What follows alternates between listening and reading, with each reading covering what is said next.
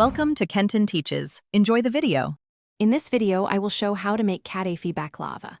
Preheat oven to 350 degrees F and prepare a simple syrup of sugar, water, and lemon while you separate and fluff the Kataifi dough, chop nuts, and melt butter. Layer buttered Kataifi with spiced nuts, press gently, and bake until golden. Pour cooled syrup over hot baklava, let rest for several hours, then slice and serve with tea or espresso for best texture and flavor. We will start by preparing the Kataifi dough, the nut filling, and the syrup. Gently pull the Kataifi to loosen strands and keep it covered to prevent drying. Toast walnuts and pistachios with cinnamon and clove, then chop roughly. Combine sugar, water, and lemon juice, simmer until syrup thickens slightly, and cool. Keep butter hot for layering and work quickly to ensure even crisping and a moist interior and fragrant.